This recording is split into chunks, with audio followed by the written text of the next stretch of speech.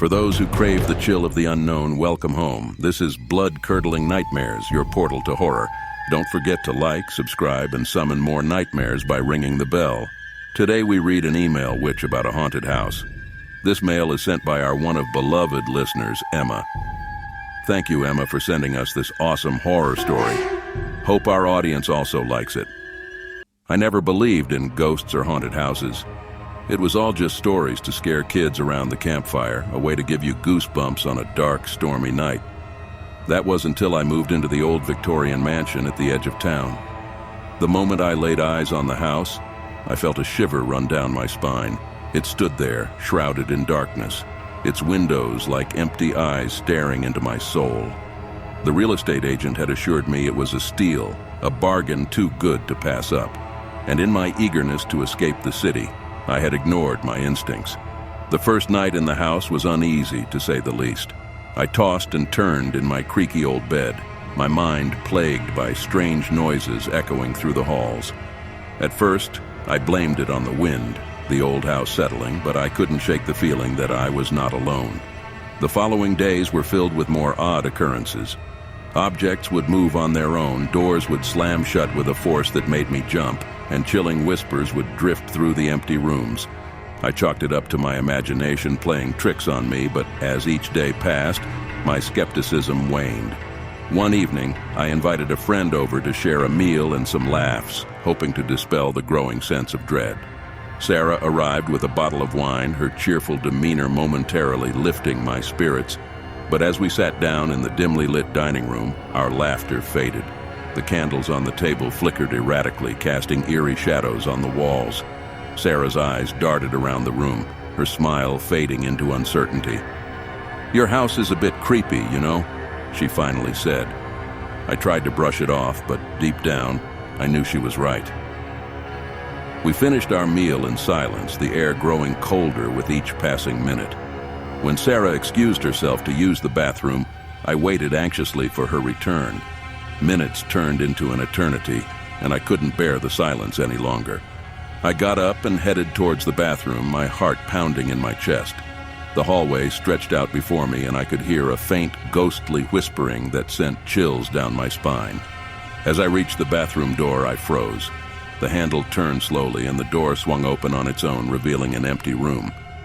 Panic surged through me, and I called out for Sarah, but there was no response.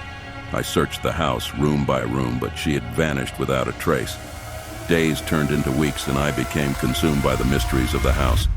Every night I heard footsteps echoing through the hallways, and the whispers grew louder, more sinister. I felt a malevolent presence lurking in every corner, watching and waiting. One night I mustered the courage to explore the basement, a place I had avoided until then. The stairs creaked under my weight as I descended into darkness.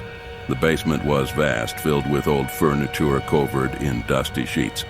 My flashlight's beam revealed symbols etched into the stone walls, symbols that seemed to pulsate with a sinister energy. As I moved deeper into the basement, I stumbled up on a hidden chamber. The door was heavy and covered in cobwebs, but it swung open with an eerie ease. Inside, I discovered a room filled with old journals and diaries, each one chronicling the experiences of previous inhabitants of the house. The entries were filled with tales of torment and despair, families torn apart by unseen forces, sleepless nights haunted by shadowy figures, and the unrelenting feeling of being watched. It seemed that I was not the first to experience the malevolence that dwelled within these walls. The final entry sent a chill down my spine. It spoke of a dark ritual, an attempt to communicate with the spirits that haunted the house. The writer described a nightmarish encounter with something ancient and malevolent, a force that fed on fear and despair. I couldn't deny it any longer. The house was truly haunted. The malevolent presence that dwelled within its walls was growing stronger, feeding on my fear and desperation. I knew I had to find a way to escape, to break the curse that bound me to this place.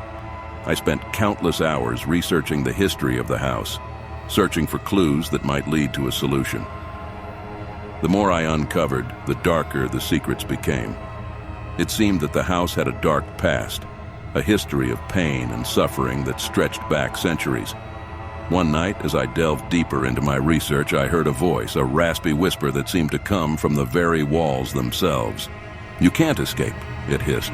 "You belong to us now." I couldn't take it any longer. I packed a bag and fled the house, leaving behind the cursed mansion that had become my prison. But no matter where I went, the malevolent presence followed me, a shadow that clung to my soul.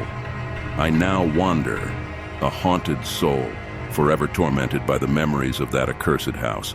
I've come to accept that I will never be free of its grasp, that I will forever be hunted by the darkness that dwells within. The old Victorian mansion at the edge of town still stands, waiting for its next victim, its malevolent presence lurking in the shadows, ready to claim another soul. Thank you for embarking on this journey through the darkness with us. Don't forget to like, subscribe, and summon more nightmares by ringing the bell.